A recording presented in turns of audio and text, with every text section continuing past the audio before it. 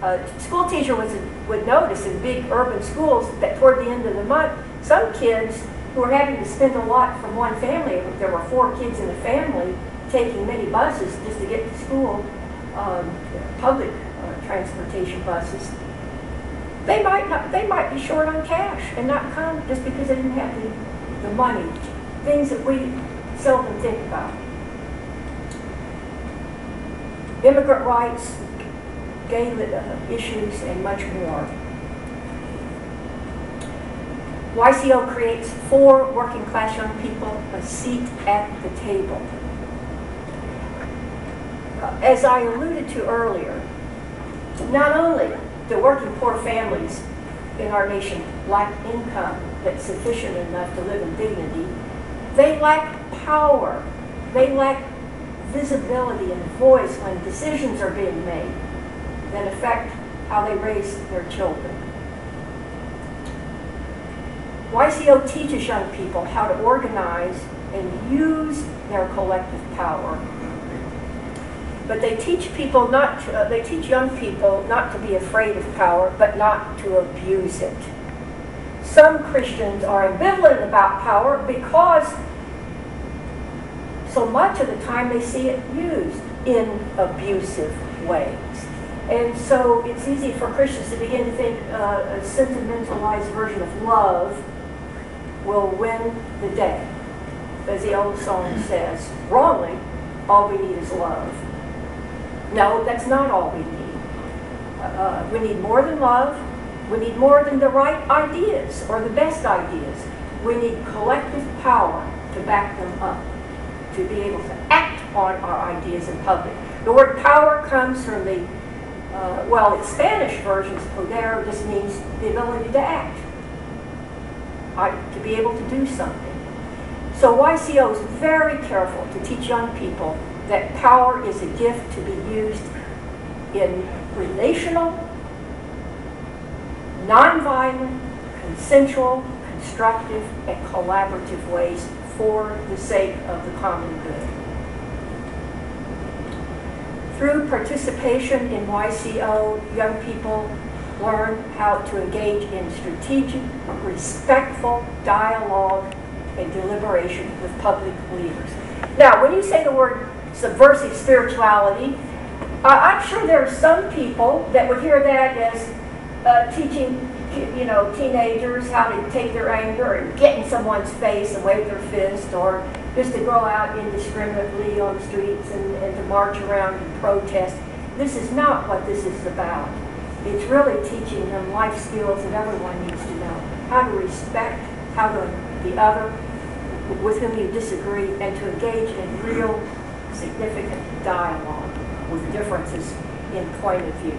At the same time, they also learn how to sort of turn up the burner a little bit and put some pressure on public leaders to do the right thing and to hold them accountable to crafting policies and spending their budget for the well-being of marginalized youth and families in the wider community, and not just the rich community developers and others. YCO draws on youth culture, especially hip-hop. One of the most significant things that this movement is doing is teaching young people how to take their camcorders and to go out in the community and do research and then put together public service videos that help convey their message. They also use the arts, like mural painting, not just indiscriminate graffiti on walls, but actually coming up with a plan for a beautiful mural on the side of a public building that conveys a positive message. These groups are helping young people to be creators and critics of culture and not simply its consumers.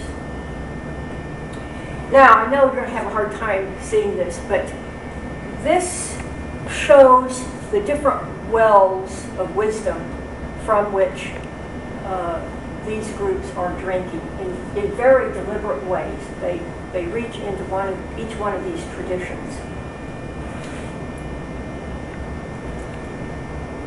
You probably can't read the small print, can you? All right. This first circle points to the tradition of community organizing of Saul Alinsky. It's important to remember that Alinsky was influenced by his own Jewish upbringing, the commitment of his mother to the notion of tikkun olam, care and repair of the world. But the neighborhood in which he put together his whole strategy of community organizing was 95% Roman Catholic immigrants.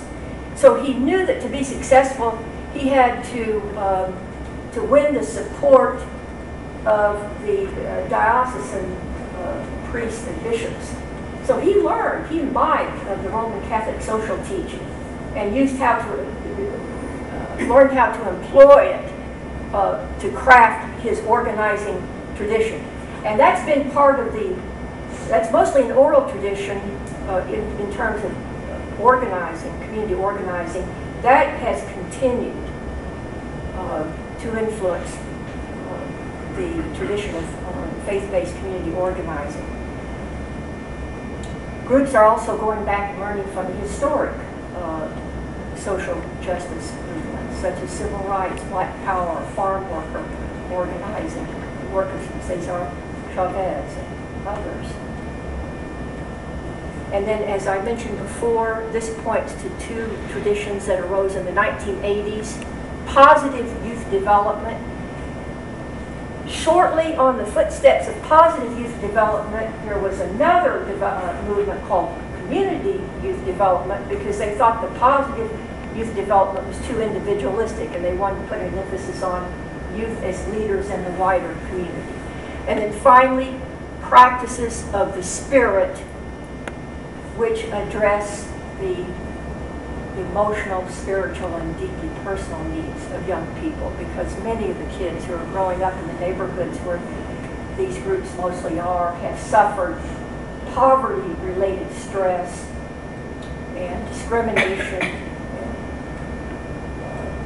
often fall into despair, disconnection, and that has to be healed through spirituality, as well as through a sense of self-efficacy that comes from having the power to actually ask for something and the other person say yes. This chart is a continuum, and it's a continuum of the ways that we approach young people through nonprofit schools, parachurch, youth group organizations. And this really is, in a way, not only just a chart of typology, but it's a historical chronology as well. It used to be that we mainly had the youth services approach, where we delivered services, and then we had the advent of positive youth development, community youth development, then a more recent emphasis on civic engagement. Most high schools now either offer or some require for graduation opportunity for service learning in order to promote civic engagement among the young people. But as you can see, these approaches run the gamut from intervention in the lives of youth, which doesn't try to bring about change in the system that we need to intervene to in the first place, all the way over to systemic change. It's the YCO part that is distinctive in helping young people themselves acquire the skills to affect systemic